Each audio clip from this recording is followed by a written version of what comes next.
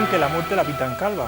No debe estar muy desencaminado el dicho cuando realmente la muerte estamos acostumbrados a verla como un esqueleto, con una túnica negra, con un capuz que tapa la calavera y esgrimiendo una guadaña. Pero realmente la muerte es tan trágica como la pintan. Generalmente está considerada como uno de los grandes males de la humanidad. De hecho, es uno de los 4 jinetes del Apocalipsis. Esta noche vamos a hablar de la muerte y vamos a intentar hablar de la muerte desde distintos puntos de vista. Para ello tenemos con nosotros a 4 invitados. Francisca Sáez es parapsicóloga, buenas noches. Hola, buenas noches. Carlos Seclén, que ya ha estado con nosotros alguna noche, buenas noches, es antropólogo y es representante de la comunidad amerindia, buenas noches. Buenas noches, Edwin. José Luis Gajate, naturópata, también ha estado con nosotros en alguna ocasión, buenas noches. Buenas noches. Y Van Tabba, que es doctor traumatólogo del Hospital de Jin, que nos va a hablar un poco también de la muerte desde su religión que practica, que es la islámica, ¿no es así? Buenas noches. Exacto. Buenas noches. Muy bien, pues en principio vamos a empezar hablando un poquitín del alma. Para vosotros, ¿qué es el alma? Porque en diferentes culturas no solamente se distingue el alma y el cuerpo, sino que en realidad en algunas culturas se ven 3 partes que componen el ser humano. ¿Me podéis hablar un poquitín, Francisca, tú misma, que estás aquí la primera a mi lado, de esas 3 partes que componen el ser humano? Pues mira, muy bien. Yo pienso que hay una parte que es mental, es el pensamiento. Después hay una parte emocional, que sería como una especie de sentimiento, anida en ti y anima de alguna forma al físico también. Y una parte material o física. Serían 3 partes, pero interrelacionadas completamente todas. Ninguna parte puede estar sin la otra. Sí, Carlos, en tus creencias indígenas, ¿esas 3 partes son las mismas o discrepas? El común denominador de todas las religiones es la Trinidad, la tríada. Para la cultura nativa americana, esta tríada también se da, pero en un aspecto que sería el mundo de arriba, el mundo de aquí y el mundo de abajo. Para lo que es la civilización andina amazónica es el Hanan Pacha, el Uku Pacha y el Urim Pacha. La residencia del espíritu es el alma. La residencia del alma es el cuerpo. Entonces, estamos hablando de un cuerpo físico para actuar en un mundo físico, de un cuerpo mágico para actuar en el mundo mágico y de un cuerpo espiritual para actuar y vivir el mundo espiritual. Muy bien, José Luis, ¿qué ocurre cuando una persona muere? Mamma mía. Menudo embolado, ¿no? Bueno, es que es muy gorda la pregunta así. Primero había que ver quizá el tema que hemos citado al principio de la muerte, que es lo que queremos hablar aquí. ¿Qué pasa cuando se muere? Es que yo entiendo que morir tiene unas fases, entiendo. El morir como lo que aparentemente el cuerpo deja de existir o deja de latir o deja de... Eso es puede ser una fase, pero quizá tu pregunta simplemente que quiere decir de entrada que un poco que al morir, ¿qué pasa? Yo entiendo yo diría, aunque eso lo podamos explicar después, que precisamente morir es comenzar a vivir. Ya lo hablaremos después. Es ahí donde quería yo ir. ¿Tú qué opinas, Man?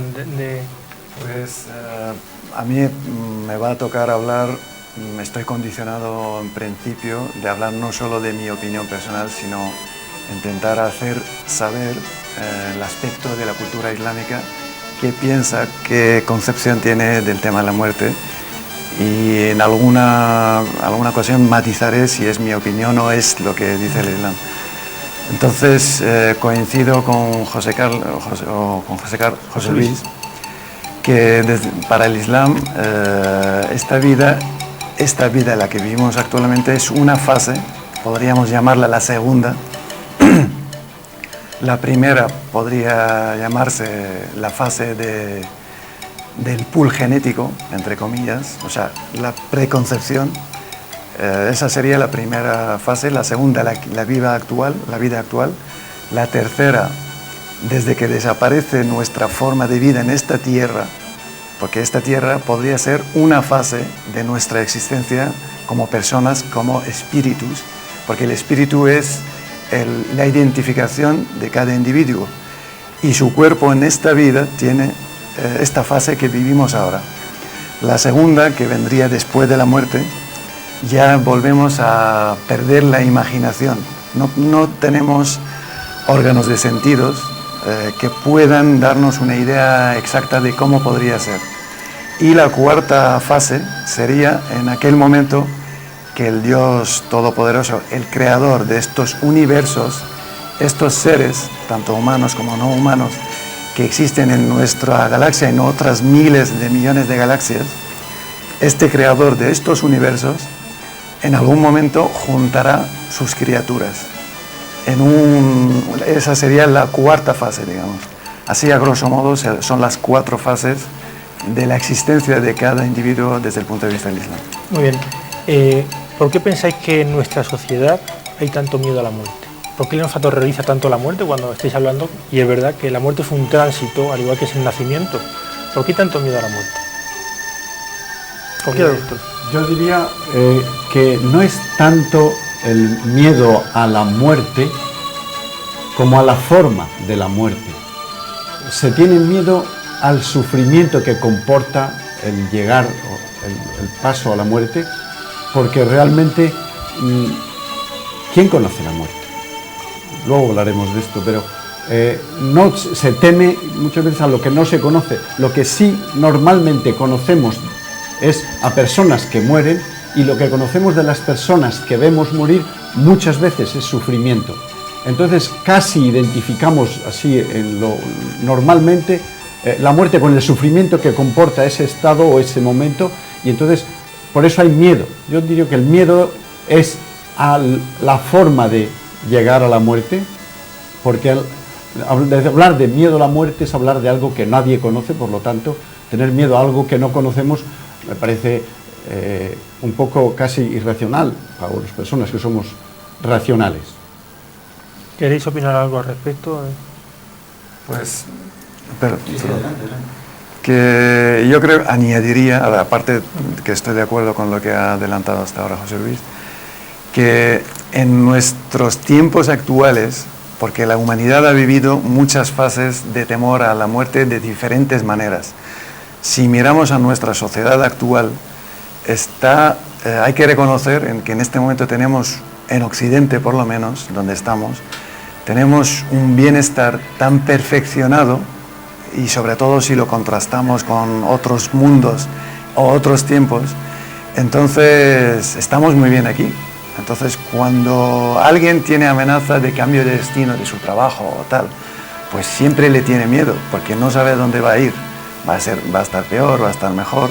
Entonces, este miedo a este cambio tan brusco, tan radical, y lo que ha dicho José Luis, habitualmente, de forma violenta, sobre todo no hablamos siempre de muerte programada, sino a veces muerte violenta, en accidente o lo que sea.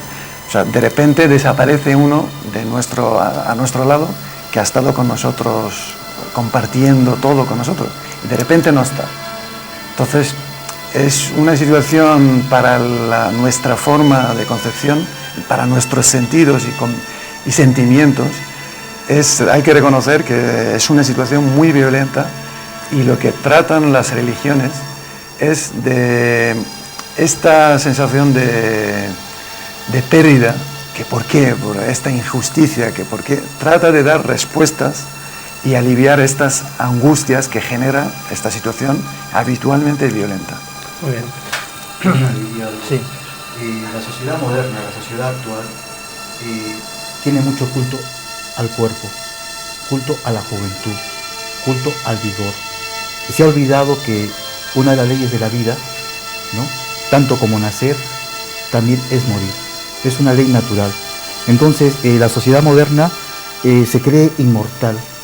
Tanto es así que el desarrollo de la tecnología médica, de los medicamentos, es para alargar la vida. Y mucha gente, y el caso que se va a venir, por ejemplo, en el próximo milenio, clonar los órganos para dar más vida a la persona que pueda tener y pagar esas operaciones. ¿Por qué? Porque tienen miedo a morir o porque no quieren morir. Es una sociedad que no está preparada para vivir y morir.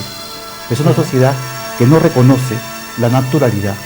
Entonces, en su afán y su consumo, que está indirectamente vinculado al consumismo materialista, ¿no?, es el querer vivir, pero se olvidan de la muerte.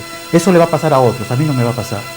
Entonces de esa manera postergan, como que la muerte no viene con uno hasta que te llega, ¿no? Ahora, eso es muy importante, nadie sabe a la hora que viene la muerte. Por lo tanto, nosotros, por ejemplo, en América, los nativos americanos, vivimos con la muerte de la mano. Francisca, ¿tú Sí. crees que el ser creyente ayuda a la hora de morir, a afrontar la muerte con más naturalidad, con más tranquilidad? El ser creyente, cree algo, no importa la religión que sea. Yo creo que sí que ayuda, porque es como, yo añadiría también un poquito más a lo que acaban de decir ellos.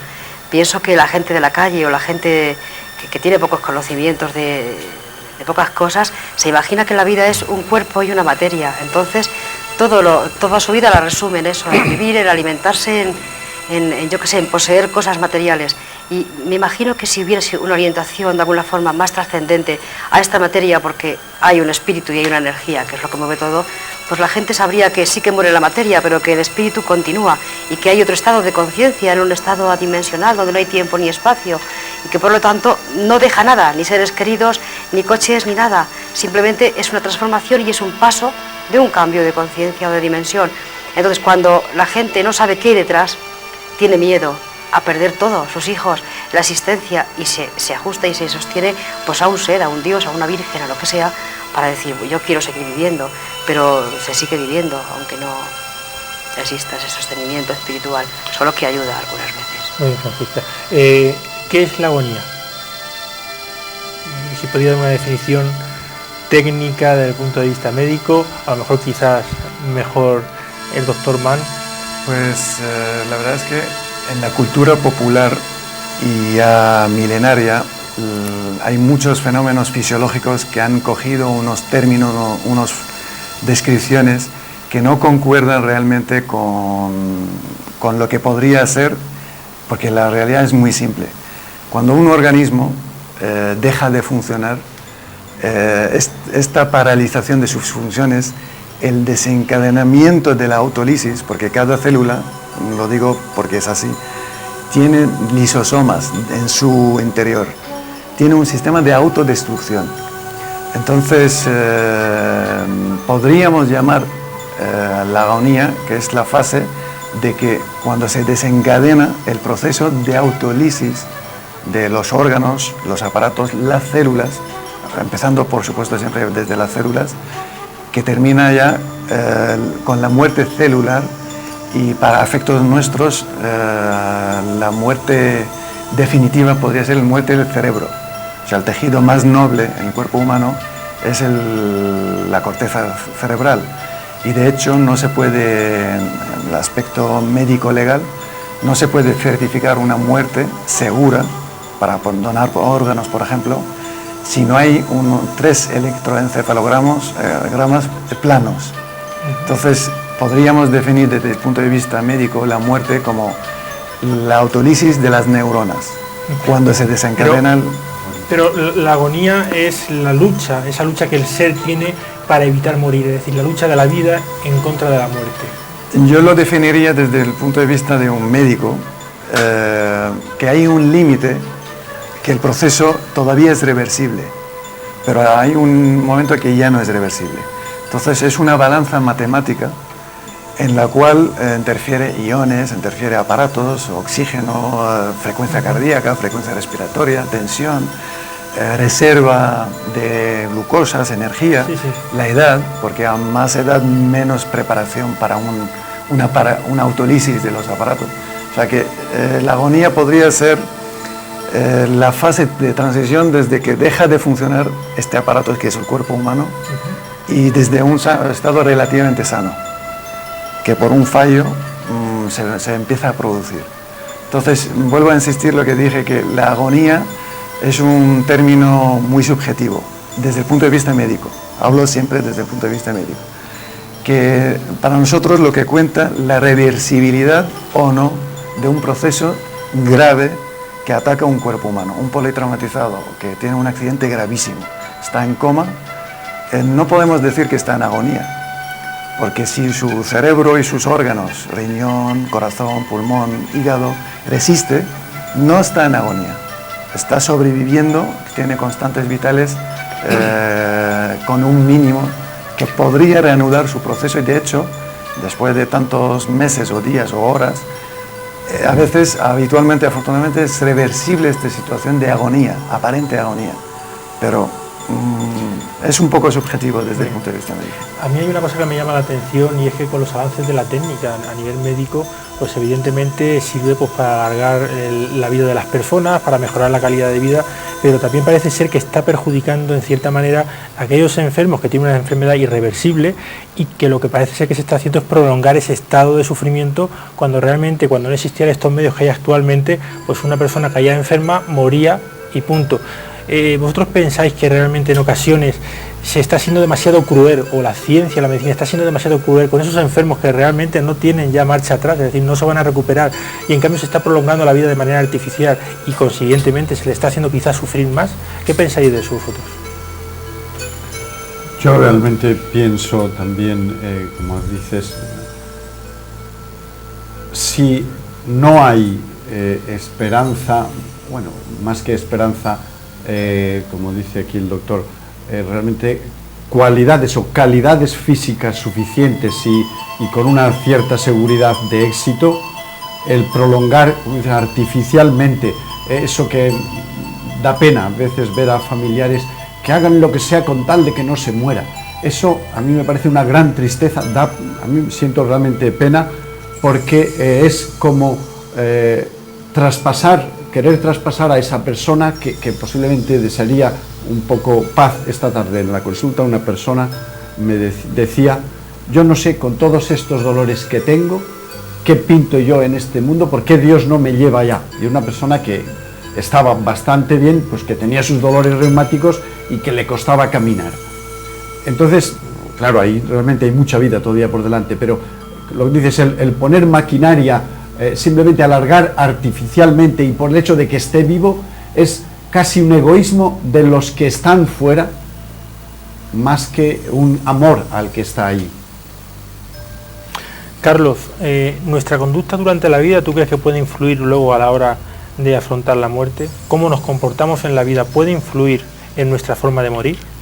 Totalmente, totalmente. El hecho de nacer implica el querer nacer y el cómo se nace. Entonces aquí la medicina está yendo en cierta metodología en contra natura. ¿Por qué? Porque el nacer de todos los animales va de acuerdo con la gravedad. Entonces cuando una mujer da luz en posición horizontal, esfuerza, ¿no? Se cansa y en cierta forma hay unos traumas que el niño los adquiere. Este ser que nace ya nace condicionado por estos traumas. En la vida, en su desarrollo psicomotriz, psíquico, intelectual, humano,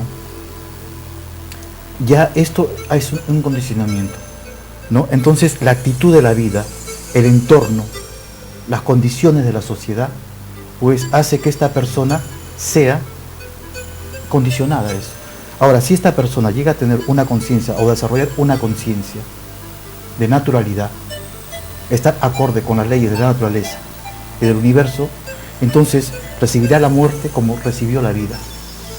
Si nació con una sonrisa, que es muy raro que aquí en Europa los niños nazcan con una sonrisa, va a morir también con una sonrisa, porque ha hecho el camino de la tierra. Y al haber hecho el camino de la tierra, recibe la muerte, ¿no?, como un paso a otro plano, porque sabe que ha cumplido con el proceso de la vida de la tierra, ha hecho el camino de la tierra. En ese aspecto estoy muy de acuerdo con Amán, ¿no?, cuando él hablaba del segundo y tercer paso. Entonces va a otro plano, a otra existencia, entonces recibe la muerte con felicidad. ¿Existen técnicas de relajación, técnicas psicológicas para afrontar el momento de la muerte? De esto hay... Nos pregunto a todos, que puede contestar cualquiera de quiero vosotros. responder porque se está dando a conocer, o vamos, está entrando ya, todavía no como ciencia, pero sí creo que ya hay mucho la tanatología, una forma científica, pero luego está, que estará en la mente de muchas personas, esta médica y psiquiatra que ha trabajado mucho en el tema de la muerte, la Elizabeth Kubler-Ross, que imagino que conocerán, habrán oído muchas personas, que es una científica, pero que ha trabajado especialmente y desarrollado todas, incluso se imparten cursos y formas para formar a profesionales de cara a cómo afrontar, cómo ayudar a la persona y a los familiares, a los que están en el entorno, a ayudar a morir a las personas, porque es un paso, pero tan importante ese paso como el que vemos, que en consecuencia de lo que se ha vivido, se muere como se vive, se dice muchas veces. Entonces claro que hay, y si no hay suficiente, es muy importante, creo que es muy importante que en los hospitales, en los centros de salud y centros donde se muere, que haya técnicos, igual que hay la técnica de la curación y de mejorar, que entre también, porque el morir bien es tan sano o tan reconstituyente, tan importante como el vivir bien. Yo añadiría ahí el papel de las religiones en general en añadir el bienestar a los seres humanos que vivimos en esta tierra. Concretamente, si hablamos del Islam, por ejemplo, hay una serie de ritos, hay una serie de rezos diarios que le recuerdan diariamente, vamos a llamarlos ejercicios de relajación, pero yo le llamo ritos propios de la religión, que hoy se podrían llamar perfectamente métodos de relajación y facilitar asumir la muerte de un prójimo o la propia muerte. Entonces, estos ejercicios, estos rezos, esta vinculación y concienciación continua de nuestra pequeñez en este universo, el concepto del tiempo, que el tiempo para los humanos se mide por segundos y horas, y en el Corán dice, por ejemplo, un día de lo que contáis equivale a 50.000 años de lo que contáis vosotros, y los humanos hoy en día cuentan con años luz, que el año luz es la velocidad de luz de 300.000 kilómetros por segundo multiplicado por un año. Entonces, el concepto de tiempo que tenemos los humanos hoy en día a efectos matemáticos nos ayuda a pensar que para Dios o para la existencia nuestra de estos seres humanos en esta vida es tan corta que lo dice el profeta Mahoma en un dicho muy figurativo: no soy en vuestra vida más que un pasajero en un desierto larguísimo que se acogió a una sombra y cuando termina la sombra continúa su viaje. O sea, toda esta vida que tenemos, que nos parece eterna, no lo es. Y desde el punto de vista cósmico, estamos recibiendo a diario el conocimiento de existencia de galaxias tan lejanas como miles de millones de años luz. Entonces, el hecho de recordar la muerte continuamente, a diario, con ejercicios, con rezos, con rituales, que el Islam lo exige a cada musulmán que rece 5 veces al día, le hace muy cercano a la muerte. Y además hay un dicho que le dice: trabaja para esta vida como si vivieses para siempre, y trabaja para la otra vida como si te mueras mañana mismo. Entonces hay que ir, digamos, con las cuentas saldadas. Y de hecho, cuando un musulmán muere, lo primero que se le debe hacer, aparte de enterrarle lo más pronto posible, subsanarle sus deudas. Entonces uno tiene que ir al día, tener sus deudas saldadas, tener su conciencia tranquila, tener esta concienciación cósmica de Dios, de la creación, de la muerte. Desde que nace uno se va a morir. Y luego el destino, creer en el destino, porque uno se puede morir de un accidente. No siempre la muerte viene de una agonía o una enfermedad. Francisca, ¿tú crees que el hecho de conocer la proximidad de la muerte, por ejemplo, en un enfermo terminal, eso puede colaborar a tranquilizar a la persona que se enfrenta a la muerte, o por el contrario eso puede convertir en un agravante, el estar más preocupado, el estar más nervioso? ¿Cómo lo ves tú eso? Pues yo veo esto, depende cómo se enfoque el tema, ¿no? Porque depende la forma de ser, la idiosincrasia de esa persona, porque si es alguien muy creyente, de alguna forma sabrá que va a ir otra vez a Dios, ¿no? De donde vino, y Depende mucho de muchas circunstancias, pero hay personas que no podrían aceptar enseguida, rápidamente, que van a morir. Depende la persona como fuera. Habría que estudiar un poco psicológicamente el estado emocional de esa persona. Muy bien, pues vamos a interrumpir unos minutos de publicidad y bueno, dentro de esos minutos, dentro de un poquito, estamos nuevamente con ustedes. Hasta ahora.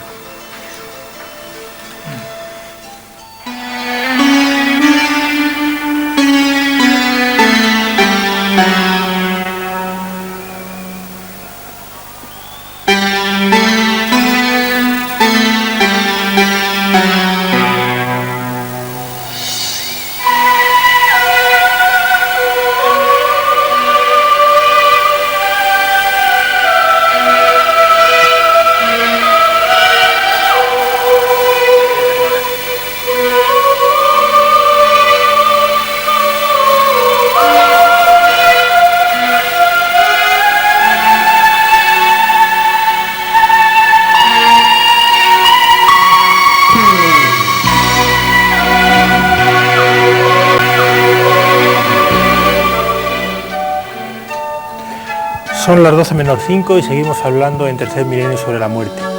Estábamos comentando antes el hecho de afrontar la muerte en los últimos momentos y cómo puede influir pues, la naturalidad con que el enfermo pues, acepta el hecho de morir. Pero ¿qué importancia tiene o qué papel juegan los familiares que rodean al enfermo en el momento de morir? Sobre todo en aquellos enfermos terminales que saben que van a morir, ¿qué papel juegan los familiares? Pues la verdad es que la familia habitualmente es el mejor desahogo para una persona en crisis. Todos hemos vivido crisis y la crisis de una muerte ya anunciada quizás sea la crisis más seria que uno va a tener en su vida.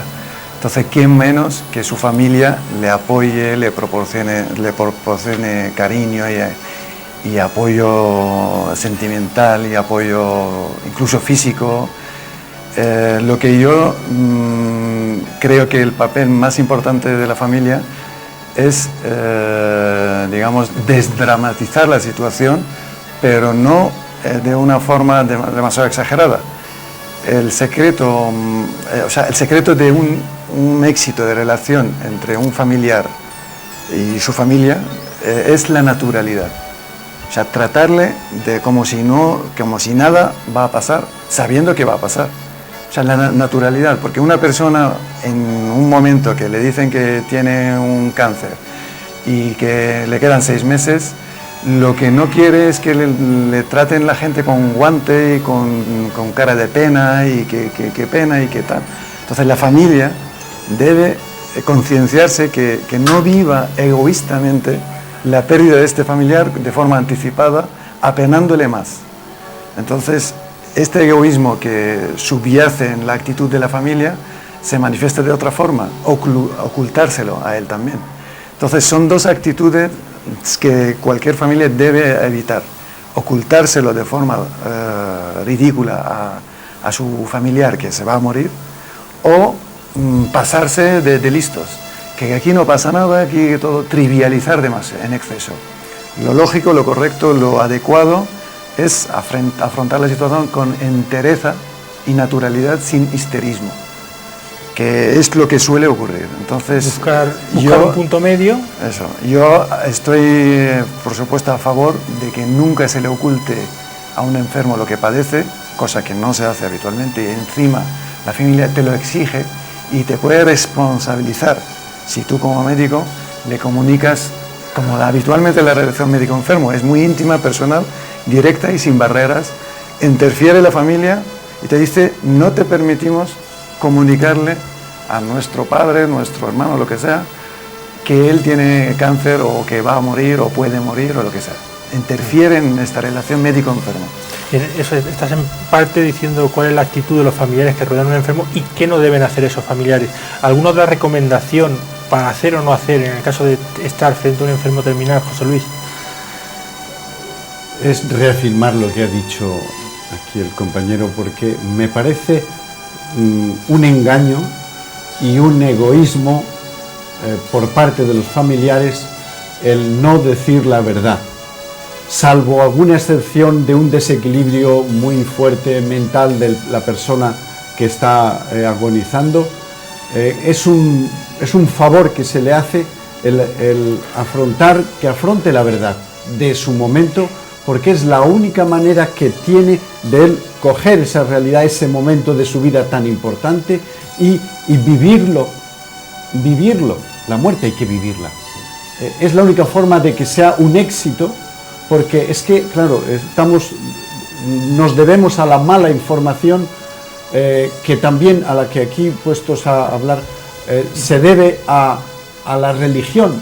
Por desgracia ha ocultado y se ha hecho daño esa forma no, que hay que pensar en la vida eterna. Claro que la vida eterna, pero esta es primero, y hay que vivirla plenamente y morir plenamente, y para eso es muy importante conocer que el que está a punto de morir conozca ese paso para vivirlo con plenitud.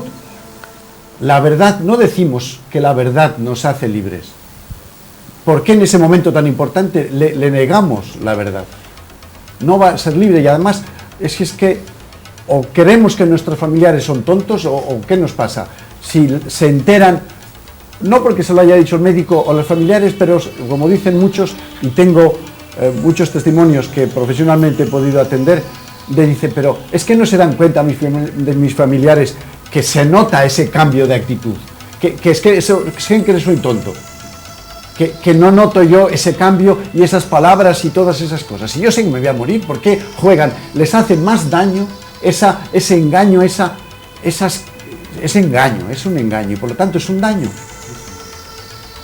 Bien, yo añadiría una recomendación, que es ampliarle el horizonte a una persona. Todos vamos a morir, pero algunos ya la tienen anunciada, desgraciadamente. Entonces hay que apoyarle en el sentido positivo, mirar la parte llena del vaso siempre, aunque solo queda un dedo del vaso, pues mirar este dedo. Hoy en día, afortunadamente, la medicina avanza a pasos agigantados.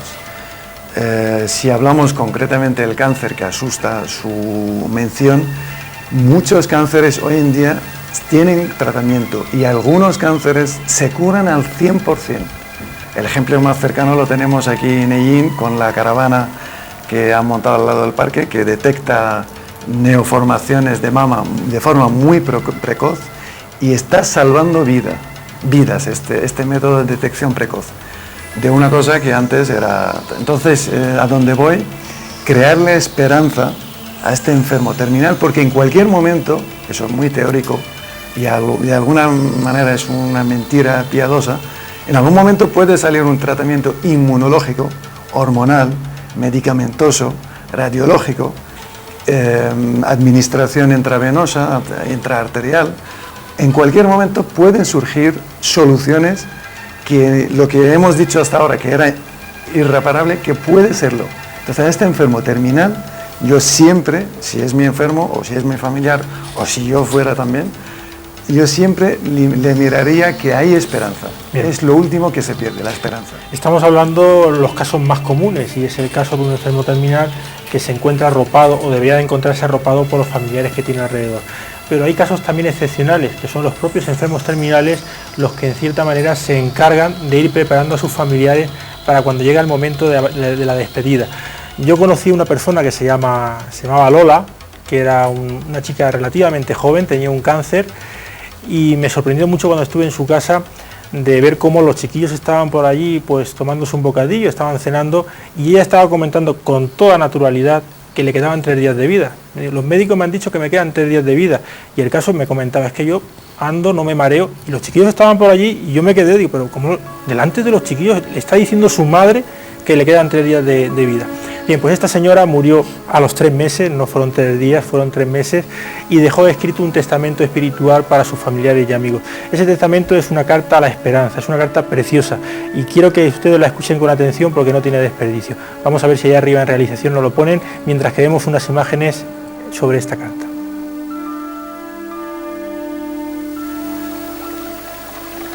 Estoy en casa de Fina. Estoy totalmente segura de que Dios me está ayudando a reducir mis temores a través de sus manos. Es muy curioso ver la gente que viene por aquí. Escuchar sus comentarios es muy consolador. porque puedes comprobar que aún hay gente que cree que la enfermedad es obra de la providencia, y la providencia tiene que curarla por medios naturales. Yo he probado ya todos los medios científicos a mi alcance, pero Dios no ha querido que sea este el medio de mi curación. Tengo muchas esperanzas de que sea este el medio que me haga mejorar, o por lo menos pasar con calidad de vida los días que Él me tenga guardados. Solo quiero que la tristeza no entre en mi casa, que yo sea capaz de vivir con alegría, tener capacidad para vivir hasta el momento de mi partida, compartiendo con todos esta experiencia que es dura, pero para mí muy importante. Porque gracias a esto que consideramos una desgracia, yo estoy creciendo espiritualmente y estoy teniendo la ocasión de acercarme a mi yo interior. Todo esto quiero que los demás que me rodean puedan vivirlo y compartirlo, ya que estoy segura que puede ser una enseñanza para todos. ¿Cómo quisiera yo que mi madre fuera capaz de ver con objetividad el dolor de ver sufrir a su hija? ¿Qué daría yo porque llegado el momento pueda ella ver con paz mi partida y comprender que cada uno tenemos nuestro camino y no es más desgraciado el que tiene el camino más corto, sino que su tiempo de aprendizaje en esta vida ha durado menos? Y si se le ha sacado partido y se ha sido feliz, ¿qué más puede pedir? Lo que más ilusión me haría es poder comprobar que cuando yo me vaya, la vida sigue igual en mi casa, que todos sepan encajar mi partida como algo natural y que su vida no cambia para nada, que sepan que yo estoy con ellos y me gusta ver a Emilio tocar la guitarra y también ver que transmite ese amor a la música a Clara y a Rafa, que la vida para ellos continúa igual, que son felices porque están seguros de que yo lo he sido con ellos. Y por esos años que hemos pasado juntos, compartiendo el amor, van a tener fuerzas para seguir acordándose con alegría y no con tristeza. Yo sé que Emilio y Rafa van a saber hacer todo esto y además también tendrán fuerza para transmitir a Clara la alegría de vivir que yo hubiera querido enseñarle. Los dos me conocéis muy bien y sabéis perfectamente qué es lo que yo quiero para todos: amor, paz y alegría. No forcéis nunca los acontecimientos y dejad que vuestras vidas sigan su curso, pensando que yo seré siempre feliz de veros a vosotros felices. Para Salva, sé que también va a ser muy duro, pero tiene a su familia, sus dos enanas, a las que tanto quiero, y Reme, que también le ayudará a superar estos primeros momentos. Además, pensar que tendré mucho tiempo para estar con todos vosotros, aunque no me veáis. Olvidad los malos ratos y recordad que de todas las situaciones hay que sacar lo positivo. Estoy segura que esta larga enfermedad nos ha unido a todos mucho más y nos ha ayudado a dar valor e importancia solo a aquello que la tiene verdaderamente. Que nuestro sufrimiento no caiga en saco roto, que sirva para el crecimiento espiritual de todos, ya que solo para esto hemos decidido venir a esta vida. Para eso nos hemos elegido los unos a los otros. Os quiero infinitamente a todos. Mamá, Emilio, Rafa, Clara, Salva, Rocío, María del Mar, Reme, tíos, primos, amigos, todos los que de una manera u otra habéis formado parte de esta vida mía que tan grata ha sido para mí.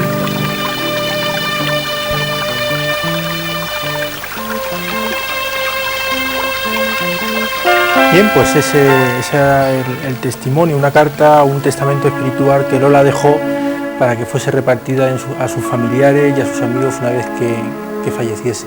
La verdad es que fue una carta impresionante, no sé qué os habrá parecido a vosotros, pero yo creo que cuando uno está tan cerca de la muerte, pues se tienen sensaciones que los que están o les queda más vida por delante no las tienen. Es decir, la vida se ve, lo poco que queda de vida quizás se ve de una manera totalmente distinta a como lo ve la gente que lo rodea. Y en este caso, un caso excepcional, pues como decía al principio, esta persona se encargó poco a poco de hablar con sus hijos, de hablar con su marido, de hablar con toda la familia para preparar esa partida. No sé si vosotros conocéis algún caso similar a este. conozco muchos casos, pero lo importante en este caso es que ha tomado conciencia. La finalidad de por qué ha estado aquí en la tierra. Eso es muy importante. Ella toma conciencia de eso. Y al tomar conciencia de que la finalidad es la evolución como ser, crecimiento espiritual, eso es lo más bonito que le he escuchado. Porque ya es un mensaje vivencial, ¿no?, que le da, que le aporta a su familia.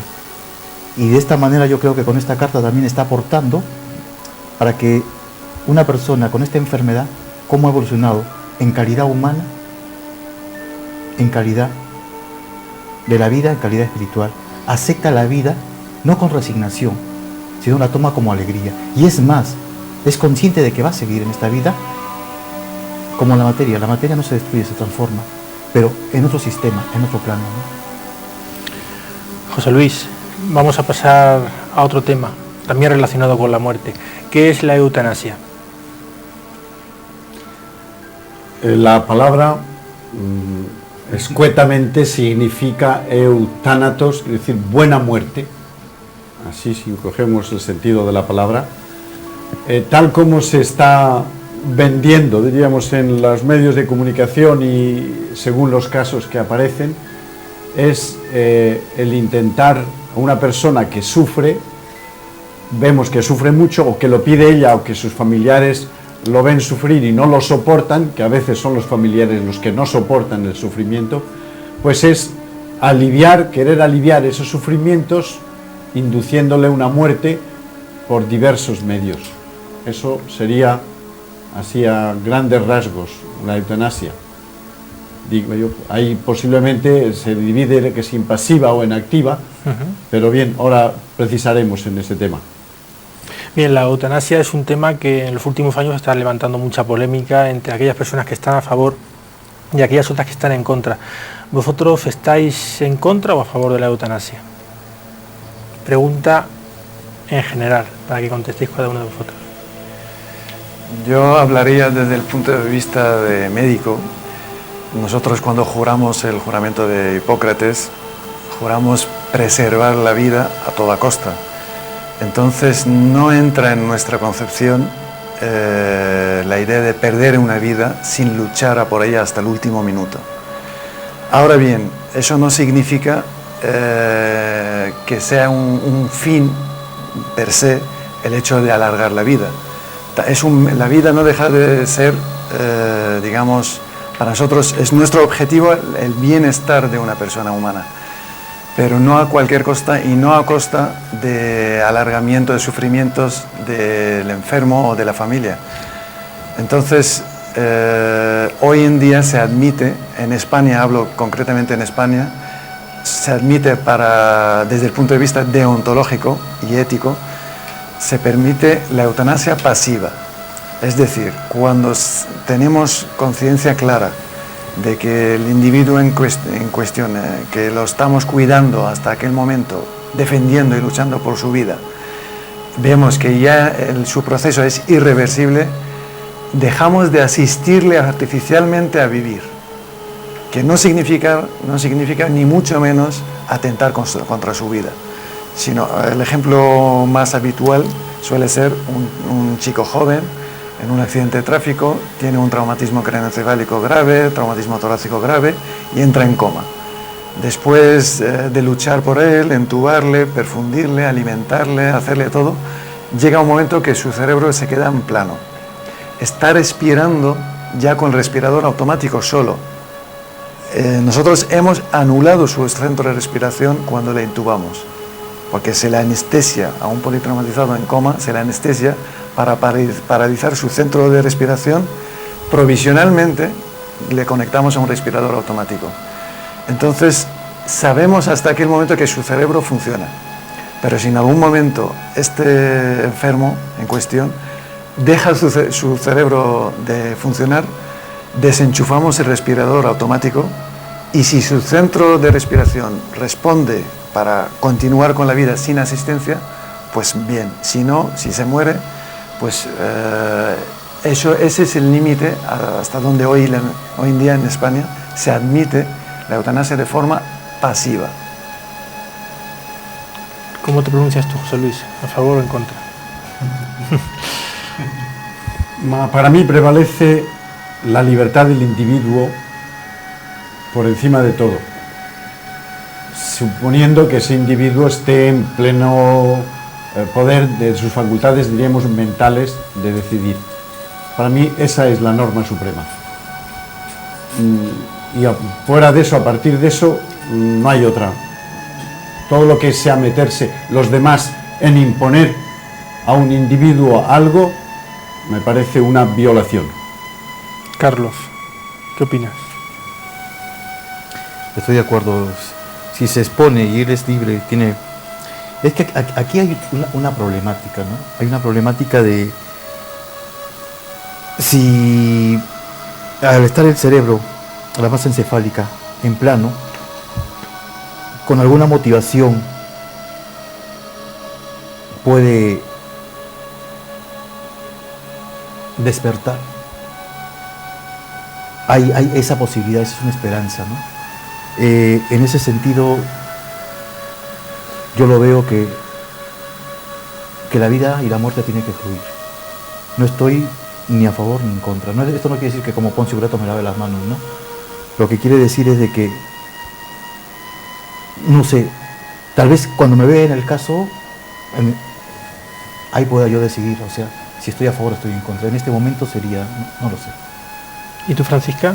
Pues yo también opino, no me acuerdo cómo te llamas, José Luis. como José Luis, que si la persona está en plenas facultades mentales y decide realmente no querer seguir viviendo en esas circunstancias, pues sí, solamente en ese caso. Habría que respetar en cualquier caso. Yo pienso que sí, habría que parece la mayoría que pensáis que hay que decisión. respetar la decisión del enfermo, siempre que el enfermo evidentemente Esté tenga de capacidad para decidir. Hay una línea quizás difícil de plantear, que es la línea que existe entre la eutanasia activa, es decir, lo que estamos hablando ahora mismo, que el enfermo diga quiero dejar de vivir porque las condiciones de vida o la calidad de vida que estoy viviendo no me convencen, no la quiero, y el suicidio. Está bien definido, no sé si a nivel legal tenéis conocimiento de ello, pero está bien definido la separación entre suicidio, la persona que se quita la vida, y la separación entre eutanasia activa, es decir, la persona que se quiere quitar la vida porque la calidad que lleva de vida no es buena. Ahí la verdad es, yo veo la diferencia clara desde el momento que para suicidarse uno no necesita asistencia. Lo que suele ser problemático, y de ahí tenemos el ejemplo de Kevorkian, cuando un enfermo le pide a un médico que le asista para morir en paz y de forma, entre comillas, dulce. Ahí es donde surge la polémica, pero para suicidarse uno no necesita un médico. Entonces esa sería la separación. Pero hay casos de personas parapléjicas que están en silla de ruedas que pueden suicidarse en este caso y que están pidiendo eutanasia, no suicidio. Es decir, no quieren vivir parapléjicos. Entonces, ¿cuál es la pregunta? Eso es, que si está bien definida, es decir, cuándo es suicidio, cuándo es eutanasia. Para nosotros como médicos está clarísima la diferencia entre la eutanasia activa y pasiva. La eutanasia pasiva, la que describí, otro ejemplo podría ser más explicativo todavía, para que se vea que hoy en día no somos tan absolutistas en defender la vida de cualquier forma, incluso a costa del sufrimiento del individuo en cuestión, sino todo lo contrario. Un ejemplo podría ser un enfermo con cáncer, que está con dolor, que está con sangrados activos, que se le transfunde. Pues en algún momento se puede tomar la decisión de no transfundirle más. ¿Eso qué significa? Es una eutanasia, ahora en este caso, casi activa. No es activa, pero parece serlo. Porque si tú le transfundes, a lo mejor una semana más podría vivir. Si tú le dejas de transfundir, pues nada más dejarle transfundir, se ha muerto al día siguiente. Esa es la pregunta que os iba a formular, es decir, si se permite que por motivos religiosos se impide una transfusión que puede estar salvando la vida de una persona, ¿por qué se plantea el problema cuando se estaba hablando de la eutanasia? Que prácticamente es lo mismo, por cualquier motivo una persona desea morir porque no le convence. Ese es un tema, otro tema de índole legal que no le veo relación directa. Cuando uno se niega y te condiciona tu atención a él como enfermo, se niega a ciertas cosas, como es negarse a transfusión de sangre y te pide asistencia. Por ejemplo, quieres operarle una fractura o una prótesis de cadera y él se niega de entrada que le sea, bajo ningún concepto, le sea transfundido sangre. Yo respeto la voluntad del enfermo, pero no lo opero, porque yo sé que en esta cirugía mayor le estoy poniendo su vida en riesgo y él con su artrosis de cadera podría vivir. Entonces yo no prefiero estar en una situación tan comprometida que corra este enfermo, que habitualmente es sano, salvo que tiene la cadera mal, y que corra el riesgo de morirse porque él se niega de entrada a que le sea transfundida la sangre bajo ningún concepto. Entonces, yo creo que no tiene mucho que ver esta situación con la eutanasia. Otra pregunta. ¿Los familiares de un enfermo, por ejemplo, terminal, se pueden negar a que su familiar o ese enfermo entre en el hospital? Pueden negarse. Te lo hago a ti más la pregunta porque quizás tú conozcas la legislación como está. Es decir, una familia tiene un enfermo terminal y la familia se niega a que esa persona ingrese en el hospital. ¿Es posible eso? Yo, si tuviera este caso, para mí la opinión más válida es la del propio enfermo y luego de la familia, por supuesto. Pero yo digo, ¿se puede dar el caso? La verdad es que yo no conozco un caso así de tajante, que el enfermo quiere, pero la familia no quiere. No he visto este caso. No que el enfermo quiera o la familia no quiera, que todos estén de acuerdo en no ir al hospital y el enfermo se está muriendo.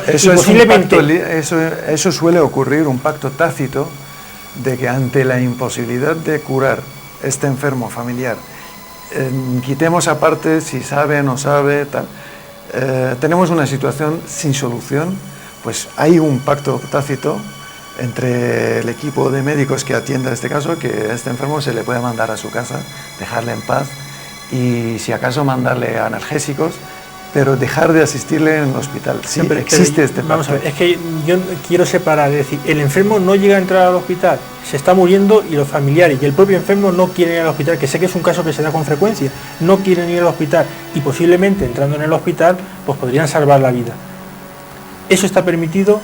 O en caso de que, por ejemplo, llegase a oídos de un médico o de un juez, tendría que ingresar forzosamente en el hospital. Bajo mi lectura, tal como lo planteas, por supuesto, yo me niego a aceptar esta situación. O sea, yo no puedo permitir a una familia privarle a este familiar grave que sea asistido en el hospital. Yo no lo permitiría. Pero es un caso que se da. O sea, yo sé de familias que tienen un enfermo que este familiar mío no va al hospital porque se va a morir en casa y a lo mejor se podría curar y como no lo sabe nadie, pues muere en casa. Una vez valorado por el equipo médico, que suele ser multidisciplinario, una vez valorado se puede asumir esta situación, pero una familia que no tiene la suficiencia de información ni capacitación de tomar una decisión vital, presumiendo que ese enfermo no tiene tratamiento, yo no lo aceptaría. Carlos, ¿existe el problema este que estamos comentando de la eutanasia en las comunidades indígenas?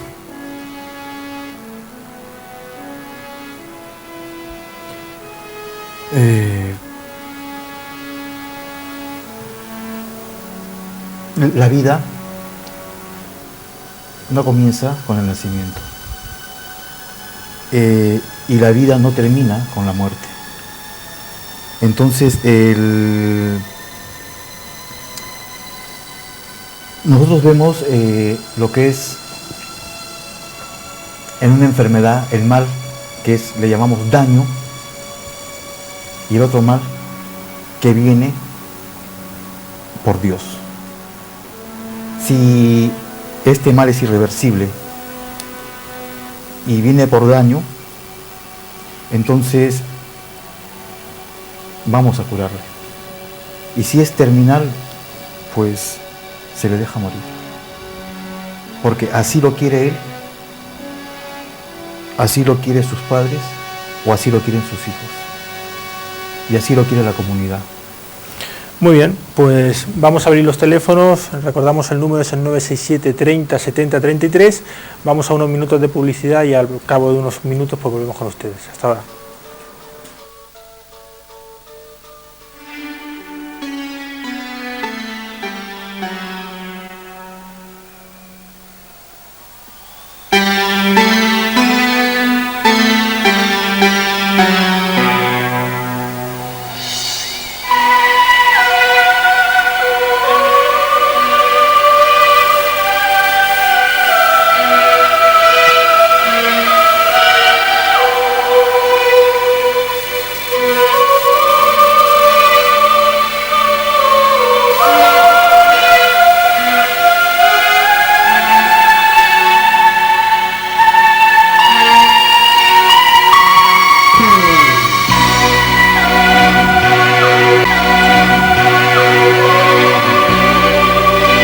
las 12:30 de la noche, seguimos en Tercer Milenio.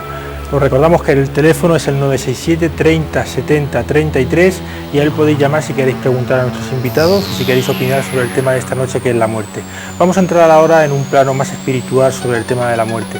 En principio vamos a hablar de esas experiencias que dicen tener aquellas personas que en estado de coma pues han estado casi al borde de la muerte, y bueno, esas experiencias que parece ser que no son tan poco numerosas como la gente pueda pensar, pues coinciden más o menos en tener pues, las mismas visiones y las mismas sensaciones.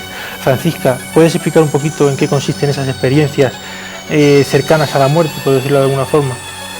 Pues sí, yo creo que son testimonios que están en muchísimos libros y revistas que se han dado a la luz por todo el mundo, ¿no? Y casi siempre coinciden las personas en la misma historia, ¿no? Parece ser que hay la muerte, viene la muerte y en ese momento, pues como en décimas de segundo, se va atravesando la vida que se ha vivido desde el momento del nacimiento y uno mismo empieza como a darse cuenta, se juzga como a sí mismo. Parece ser que uno sabe lo que hizo bien o lo que hizo mal. Ahí no entraría para nada ningún esquema ni religioso ni educativo, sino con una conciencia muy libre donde el ser reacciona ante lo que estuvo bien o estuvo mal, la legalidad que hubo realmente con él y con los demás. Y al juzgarse, pues decide, que entraríamos un poco en la ley de la reencarnación, decide volver a bajar otra vez al plano de la Tierra, o si está preparado, pues evolucionar en esa cuarta dimensión. Parece ser que se coincide con una luz muy potente, donde son guiados hacia esa luz. Es como si la luz de alguna manera absorbieran a esas personas. Están viendo a muchas gentes, antepasados suyos, familiares que convivieron con ellos, amigos que de alguna forma les ayudan es como si les dijeran intuitivamente venir hacia la luz, ¿no? Y cuando la persona no ha llegado del todo a morir porque ha vuelto a vivir, ha sido de alguna forma algún choque o lo que sea, pues resulta que es como si cuenta que no quiere volver a bajar abajo. Empieza a vislumbrar el planeta, la Tierra, la gente, y es como si no tuviera importancia nada de lo que vuelve de antes. Es como si donde ha estado parece ser que era otra historia. No puede definir si era felicidad o tranquilidad, pero no sé, considera que la bajada y encontrarse con la Tierra pues no tiene importancia, es como un juego, es lo que realmente cuenta, y las experiencias que yo he conocido a través de personas. En cualquier caso es siempre algo muy placentero, ¿no? Sí, no es la sensación de placer, es la sensación como de libertad o conciencia, ¿no? Como si lo importante estuviera fuera de un cuerpo, no realmente en lo que vemos en el mundo de la forma. Esa es la sensación. Algunos científicos dicen que estas sensaciones o estas visiones que se tienen en este momento pues pueden estar originadas por una segregación exagerada de endorfinas. ¿Qué opináis vosotros? A mí me llama la atención una cosa, y es que cuando uno toma una droga, pues de todas las personas que toman una droga, cada uno tiene una visión distinta, pero es curioso que en este caso pues coincidan todos en la misma visión. ¿Qué opináis? ¿Puede ser esa segregación de endorfinas o por el contrario es una explicación científica a algo que no saben? Yo puedo decir que conocemos muy poco todavía de nuestro funcionamiento, sobre todo el sistema nervioso central, que es de donde recibimos digamos, los estímulos, las sensaciones, donde percibimos todo eso. Entonces, ignoramos bastante sobre este tema.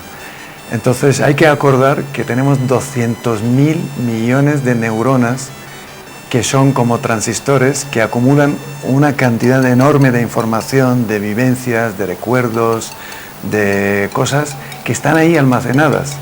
Y yo doy un ejemplo de un neurocirujano en los años 50, metió un electrodo en la cabeza de una enferma consciente y estimuló una zona de su corteza cerebral, y ella empezó a tararear una sinfonía que la escuchó cuando tenía 2 años con su abuelo.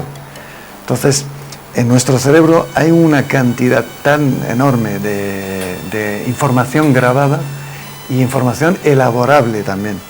O sea, se puede cruzar mucha información que nos podría dar una enorme mezcla de sensaciones tanto placenteras como dolorosas, visuales, sensitivas, de olfato. Entonces, por ahí puede estar las descripciones es lo que graba la memoria en estos momentos de transición hacia la muerte. La memoria está grabando, la cámara está grabando y nos la vuelven a enseñar y nos la infundan. Entonces son, para mí como médico, son la suma de vivencias de estímulos de centros neurológicos. Bien, eso sería una explicación a esos minutos, esos segundos en los cuales pues pasan por delante, como en una cámara de cine, en una pantalla de cine, todos los momentos que se han vivido. Pero ¿y la explicación a ese túnel oscuro donde al fondo hay una luz que se repite en casi todos los casos donde las personas han estado al borde de la muerte? Ahí no corresponde a ninguna vivencia y en cambio sí es algo común en todas las personas, esa luz que los atrae. Quizá porque estamos todos hechos, seamos del color que seamos, todos hechos de un sistema determinado, procedemos de una fórmula genética común, entonces funcionan nuestros cerebros, nuestros sistemas en general, de la misma manera y reaccionamos de la misma manera. Muy bien, pues parece ser que tenemos una llamada. Recordamos el número, es el 967 30 70 33 y vamos a ver quién tenemos al otro lado del teléfono. Hola, buenas noches. Hola, buenas noches. ¿Me dice su nombre? Sí, Mari Carmen, cuéntame.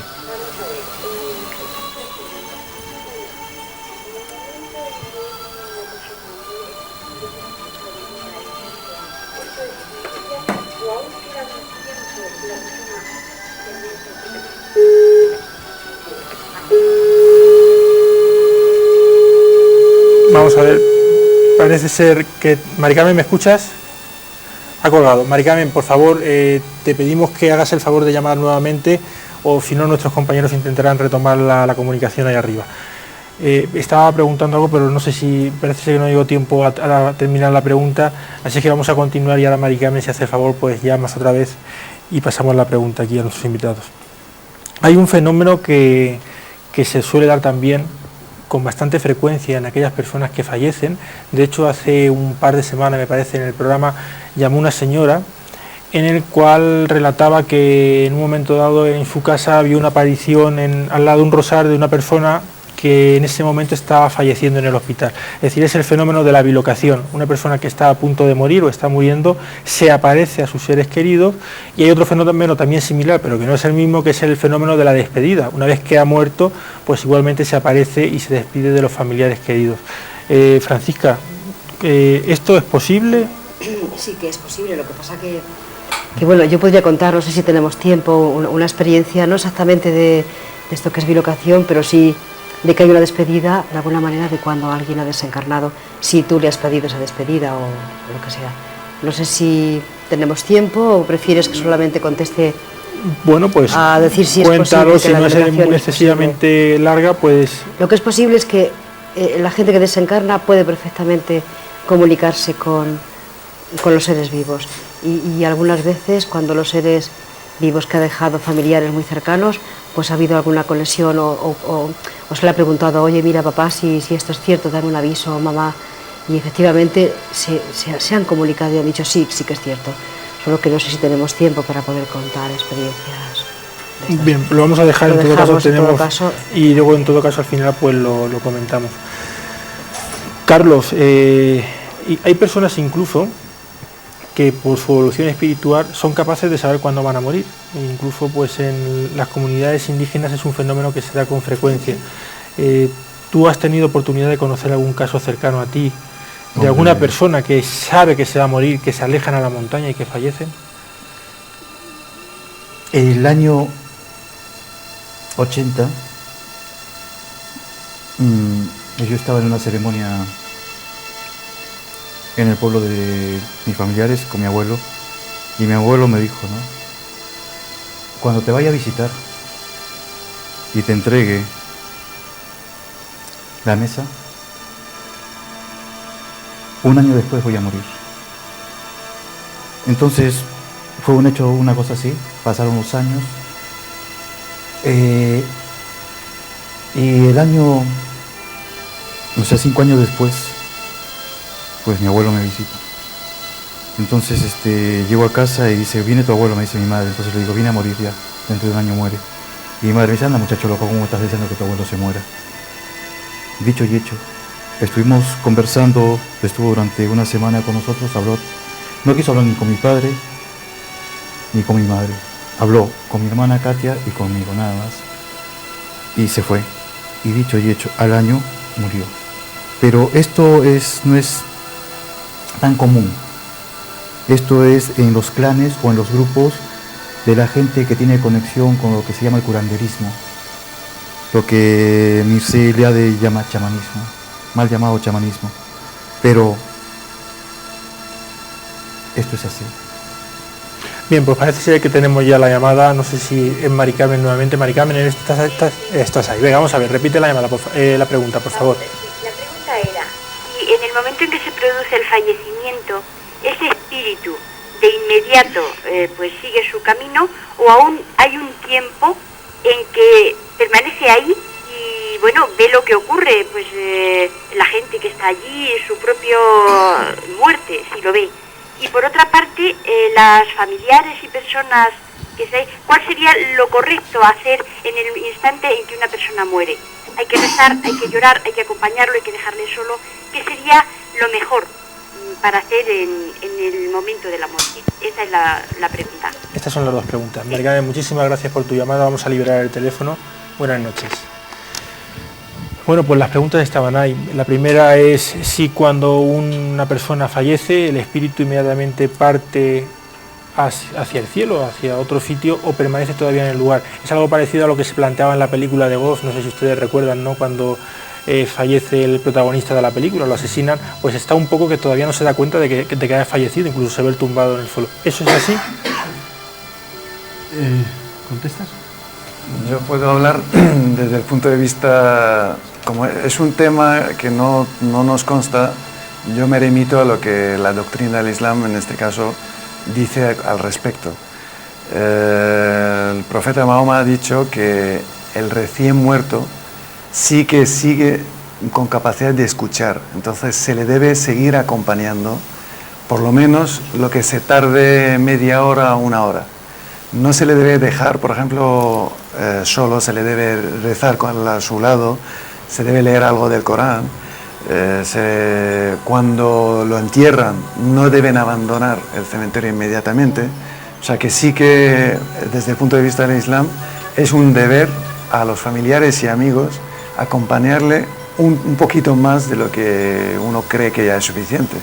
Porque él, según lo que dice en la tradición musulmana, el muerto sigue escuchando, sigue ahí, sigue presente. José Luis, la otra pregunta que formulaba Mari Carmen, ¿cuál es la actitud que se ha de tomar cuando un familiar fallece? ¿Hay que ponerse de luto, hay que llorar, hay que estar triste, hay que estar contento? Mari Carmen preguntaba, hizo una primera parte que creo que no... Sí, es la que ha contestado. Sí. Bueno, hay algo que quizá yo quiero reafirmarle un poco, que según experiencias o entrevistas de esta que citaba antes, Elizabeth, es una médico que ha tenido con unas 20.000 personas que han entrevistado, que han tenido estas experiencias, esa persona está presente, sigue allí y es bueno, aparte de eso, digamos, ella ve, siente, escucha. Por lo tanto, es una motivación más que suficiente para seguir en contacto con ella. Y la otra parte que me decías... Sí, que cuál es la actitud de los familiares una vez que ha muerto esa persona querida. El luto, hay que llevar luto, llorar, ¿qué se debe hacer? Porque dicen incluso que llorar demasiado a un difunto pues no le ayuda a encontrar la luz, sino más bien se le retiene aquí en la tierra. Sí, la actitud, como ha dicho el doctor, es realmente el acompañar, es en la creencia de la muerte, si es que según la creencia, y si estamos diciendo todo el momento que es un comienzo de otra vida, por lo tanto, en un comienzo una persona que ha acabado una etapa y que va a comenzar otra, la mejor forma de acompañarle no es de una forma negativa, con lutos, con llantos, con todas esas cosas que no tienen sentido, incluso desde un punto de vista de los que se dicen cristianos o católicos, que parece que un entierro es el fin del mundo, cuando se dice en realidad que es el comienzo de la vida de verdad, según se dice en la religión cristiana. Pero seamos consecuentes. Y además que simplemente según el principio de la energía, que si decimos que se pierde el cuerpo, pero la energía sigue y se transforma, pues es un paso. Yo le diría a una persona que acaba de morir y a los familiares, ánimo, acabas de empezar tu libertad, por favor, estate, y los que estamos acompañándole teníamos que estar contentos, cantar, bailar. En el País Vasco, una época que estuve viviendo, la ceremonia, vamos, en el entierro, es la época que se reúnen todos los familiares, se hace una gran comida y una gran fiesta, y se canta y se baila como una gran fiesta en determinados sitios. Siempre viene encima luego la superestructura religiosa, como sea, y se zanja eso. Pero es una realidad que tenemos que acompañar en positivo, no en negativo. Me gustaría acotar lo siguiente. En los diferentes tiempos, las diferentes culturas, civilizaciones, razas, sociedades, han entregado sus muertos a uno de los 4 elementos. Han entregado sus muertos al agua, los vikingos. Han entregado sus muertos al aire, los celtas. Han entregado sus muertos a la tierra, los nativos americanos del sur. Los nativos americanos del norte, por ejemplo, también lo entregaban al aire. Y aquí, contestando la pregunta anterior, ¿no? 8 días. Antes de despedirnos totalmente del muerto, 8 días. Y entonces, una cosa que vemos en las películas de indios, ¿no? que es increíble, que veo a los muertos ahí en unas empalizadas, y la conciencia que tiene todo el mundo es que los indios dejamos a los muertos ahí. Pero no, es durante 8 días. Después de 8 días se les baja, se les entierra en un fardo o se les momifica, de acuerdo. Y con relación de entregar el muerto al fuego, al elemento fuego. Aquí hay un punto muy importante. Se le entierra al muerto en el elemento fuego, siempre y cuando sea una circunstancia muy especial. Pero esa circunstancia muy especial es en una guerra mágica o física, o por un hecho importante, que ha sido una persona importante. Si no, no se le entrega ese muerto al fuego. Pero la sociedad actual, la sociedad de consumo actual, por el poco espacio, el dinero y lo que sea, se está incinerando a los difuntos. No están dejando, o sea, esa transmigración, ese paso del ser al otro plano, se lo están cortando. Entonces sucede lo que sucede. Vi un programa tuyo donde había una dicofonía que una madre le decía a su hija lo que le decía, porque la había incinerado, ¿no? Ahora, los nativos americanos, pues, aceptamos la muerte con fiesta, lloramos cuando es un niño, ahí sí hacemos luto, pero cuando muere alguien grande, son las mejores fiestas, los mejores chistes, te las pasas pero muy bien. Francisca, ¿tú crees que la oración puede ayudar a una persona que ha fallecido a que encuentre la luz, a que encuentre el camino? Pues claro que puede ayudar. Ten en cuenta que la oración tiene un potencial increíble, son mantras que desde hace milenios se están practicando. Ayuda a los vivos, pero por supuesto también a los muertos, porque los muertos son vivos. La oración tiene un poder impresionante y siempre que se pide a Dios por el alma de esa gente, pues por supuesto que hay. Muy bien, pues vamos a interrumpir unos segundos, vamos a poner la cuña del programa y ahora después en la última parte del programa vamos a hablar un poquito de la reencarnación. Así es que dentro de unos segundos estamos con ustedes.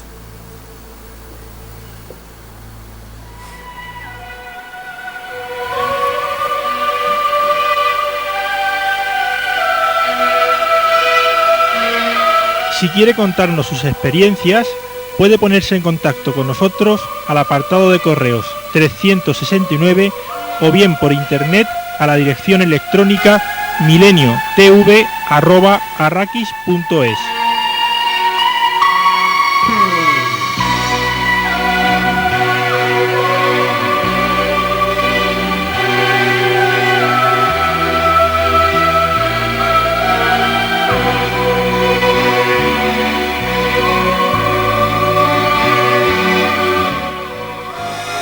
Aunque vamos un poquito más de tiempo, son la 1 menos 10 minutos, hablar de la muerte y no hablar de la reencarnación pues es dejar un poco el tema ahí medio cojo.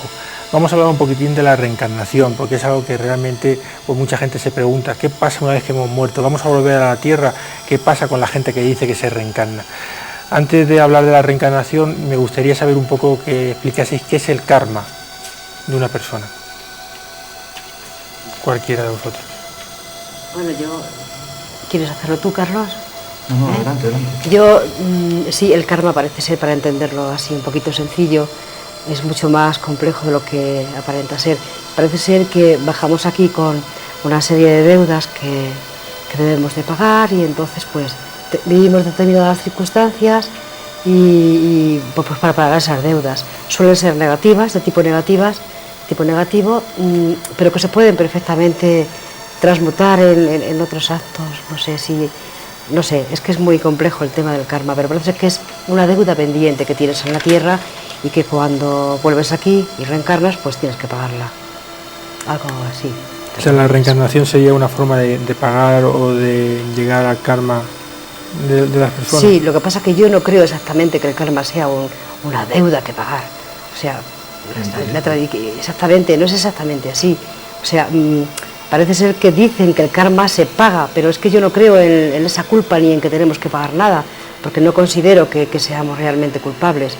Podemos ser ignorantes, pero la culpa no entra en mi criterio. Solo que te he especificado y te he dicho karma es igual a esto, que es lo que se ¿Qué es lo que generalmente la definición yo no de pienso karma? particularmente que el karma sea exactamente eso. De todas maneras, el karma se puede redimir perfectamente y convertirse en dharma muy fácilmente, a través de un cambio de conciencia y de un conocimiento más amplio de lo que realmente somos, por qué venimos y por qué estamos aquí. José Luis, ¿querías apuntar algo? Solo añadir que respecto a lo del karma, en muchas tradiciones se le adjudica un poco a la tradición hindú, pero si no recuerdo mal, hay un trozo en los diálogos de Jesús en su época con los fariseos, y que le preguntaron, maestro, ¿quién tiene la culpa de cuando una enfermedad, una persona que había ciega, le preguntaron, ¿quién tiene la culpa de que éste sea ciego? ¿Él o sus padres, que han pecado porque creían que uno era ciego, tenía una invalidez por unas culpas cometidas por los padres? Y Jesús dice, ni este ni sus padres, esto es para que se manifieste la fuerza de Dios. Es un poco reafirmar lo que decía. Creo que es una forma, en la tradición hindú es toda una doctrina del karma, pero yo también me parece, no le encuentro sentido, porque eso es entablar una dinámica un poco negativa y de deudas con Dios y con todo eso, y creo que Dios está por encima de todo eso. Brevemente, ¿creéis en la reencarnación? Desde el punto de vista de la tradición musulmana, por supuesto, pero no con la multiplicación. O sea, desde el punto de vista del Islam se cree en la individualización. O sea, cada persona es la misma, resurge el día del juicio y parece que no ha estado más que una noche o un día cuando resurge. Se reencarna en sí mismo y se reconstruye de igual manera que la primera vez que fue reconstruido, hecho en esta vida. Entonces se reencarna cada persona en sí. Y con las demás criaturas, desde el punto de vista del Islam, también se resurgen, o sea, se reencarnan, pero para hacerle justicia.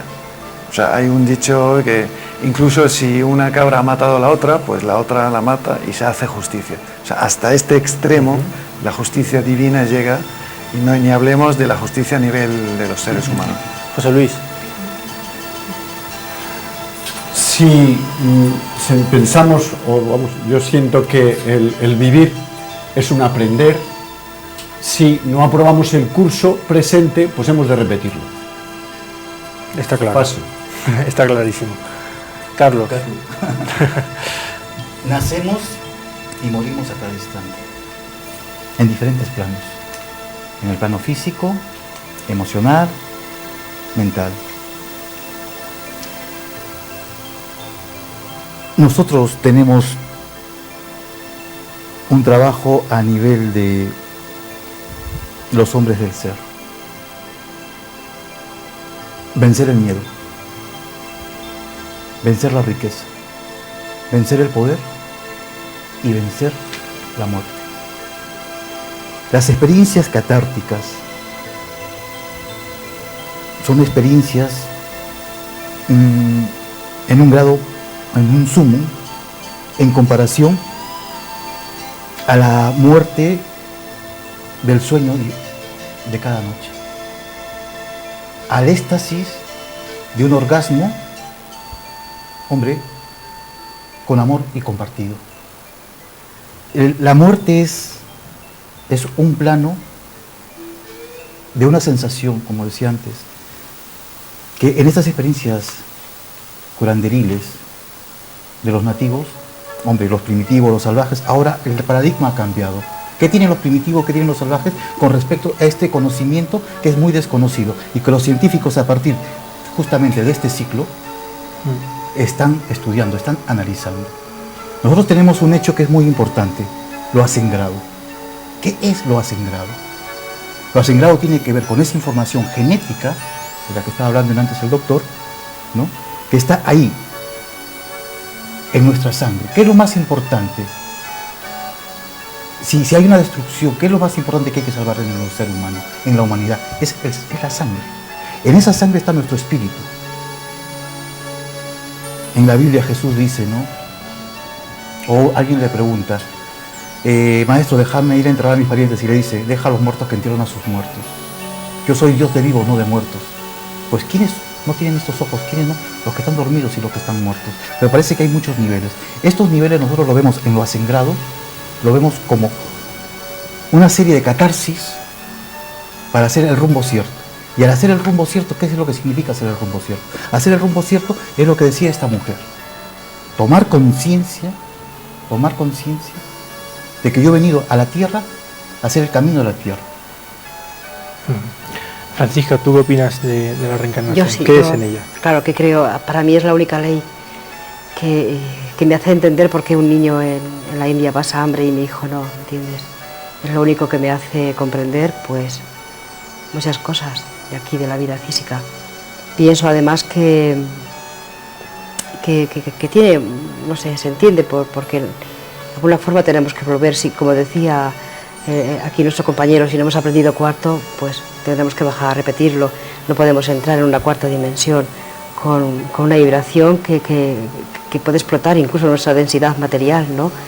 Y entonces tenemos que bajar a repetir porque quizá no estemos preparados. Parece ser que la vibración más alta es muy sutil.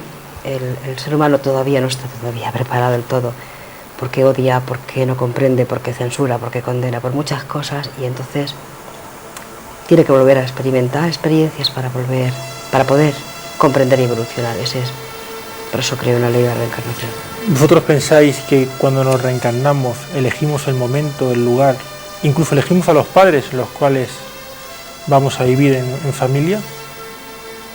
¿O en esa reencarnación simplemente obedecemos a órdenes divinas que son las que en cierta manera nos dirigen en todo momento? ¿Qué pensáis de eso? Yo siento que a pesar de que Dios, la ley suprema está presente, pero hay precisamente esa presencia, por encima de todo está la libertad. Creo que eso es el privilegio que tenemos los humanos, de que Dios nos da libertad, y por eso dice San Pablo que nos envidian hasta los ángeles. Creo que podemos elegir, elegimos el sitio, el momento y la gente, los padres, porque sentimos desde esa visión de pájaro que tenemos desde el espíritu, cuál es el momento y la circunstancia que nos va a ayudar a aprender eso que todavía no hemos aprendido, que en definitiva es simplemente amar a tope, incondicionalmente. Entonces siento que podemos elegirlo porque tenemos ese don de la libertad, que es supremo. ¿Se puede reencarnar una persona, el espíritu de una persona en un animal? ¿Me preguntas como médico o...? No, como médico no. Danos tu opinión personal. Mi opinión es que no. Que no. ¿Y el Islam qué dice al respecto? Pues lo mismo, quizá el Islam recalca también, le da cierto privilegio al ser humano, que el ser humano sí que tiene espíritu, pero no en el sentido solo de vitalidad y vida, sino tiene espíritu. Ahora bien, el Corán insiste mucho que es lo que es el espíritu, su forma es un secreto divino, que no sabemos qué es, que toda la ciencia que tenemos va a quedar siempre corta para definir qué es el espíritu. Entonces el ser humano sí es el único ser, desde el punto de vista del Islam, que tiene la forma de espíritu. No es el alma, no estamos hablando del alma o la vida, sino lo que es el espíritu, y es el ser privilegiado entre los demás seres que Dios le ha dado este don. Carlos, cuando nos reencarnamos en una vida mejor que la anterior, o no tiene nada que ver, puede ser mejor, puede ser peor. ¿Qué Respondo rápidamente, o vas para arriba o vas para abajo. Y está. Con relación a si una persona puede reencarnar o encarnar en un animal, para nosotros existen 4 reinos: reino mineral, reino vegetal, reino animal y el reino humano.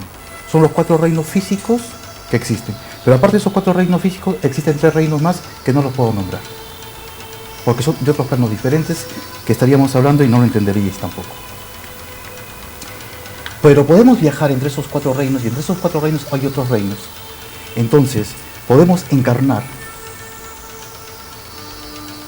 en un cóndor, en un jaguar, en la montaña, porque somos conscientes que el espíritu del Dios, del Creador, de Contixi, está en el río, en la montaña, en el aire. Está muy relacionado con lo que ahora se conoce física cuántica. La transmutación o la transformación de la materia, de partícula material a onda, que está fuera de nuestros 5 sentidos. Pero ahí está, las ondas de televisión, ahí están. No las ves, pero ahí están. Bueno, estamos terminando. Yo quisiera que cada uno de vosotros dierais un mensaje a aquellas personas posiblemente que nos estén viendo esta noche, que tengan alguna enfermedad terminal, que tengan miedo a la muerte. ¿Qué mensaje le daríais para quitarle hierro a la muerte? Es decir, para afrontar la muerte con más naturalidad, como algo tan natural como es el nacimiento. Empieza Man y terminamos con la última ronda de intervenciones. Pues hay que partir que todos somos mortales desde que nacimos. Entonces, si no tenemos que consolar tanto a esta persona que ya lo sabe, porque nosotros también nos puede tocar tanto por nuestro destino como por nuestro proceso vital, que también desembocará en la muerte, y transmitirle desde el punto de vista de la fe, transmitir la idea de que es una fase de nuestra existencia en esta vida, y somos lo que dijo Mahoma: yo soy un pasajero que ha acudido a un árbol, se quedó en su sombra, esa es vuestra vida, y yo continúo mi viaje. José Luis. Con una imagen, los que si tenemos una jaula y tenemos un pájaro dentro, siento que morir es precisamente que se nos abre esa puerta de esa jaula y nos liberamos, nuestro espíritu vuela y dejamos esta jaula, que realmente esta cárcel y estos hierros en que el alma está metida, decía Teresa, es entonces a la persona que me estuviera diciendo, oyendo, viendo, diría: ánimo, estás a punto de ser libre. Carlos. Esta pluma de cóndor representa la vida en este plano. Esta pluma blanca representa la otra vida, la muerte. Pero estas plumas pertenecen a la gran ave cósmica que vuela en el espacio sideral. O sea, hay vida antes de la vida y hay vida después de la muerte. Francisca. Pues sí, también la muerte solamente es un paso, donde la materia se queda pero el espíritu permanece, y nada, que simplemente eso, que no hay muerte física, que es una liberación cuando el espíritu sale de esa cárcel que es el cuerpo, porque esta cárcel es un poco lo que no nos deja ver otras cosas, y eso es lo que los demás han dicho, corroboro lo que ellos han dicho. Muy bien, pues hemos llegado al 7º programa del tercer milenio. Vamos a interrumpir la programación de este espacio, bueno, pues hasta después del mes de agosto. Asumo todos los errores que se hayan podido cometer en el programa, por los cuales pues pido disculpas. Sobre todo quisiera agradecer a todos los invitados que han pasado a lo largo de estos 7 programas el haber estado aquí con nosotros compartiendo este tiempo. Por supuesto también quiero agradecer al equipo técnico de Canal 49, Antonio, José Antonio, Jordi, arriba en realización también José Antonio, Francisco y Jesús como digo, en realización, y por supuesto a Soledad, que se ha preocupado muchísimo en decorar el escenario y que fue la que anteriormente leía el testamento espiritual de Lola. Y como no, muchísimas gracias a ustedes por estar pendientes todas las noches de los jueves de este programa. Nos vemos, si Dios quiere, en septiembre. Buenas noches, felices sueños. Hasta pronto.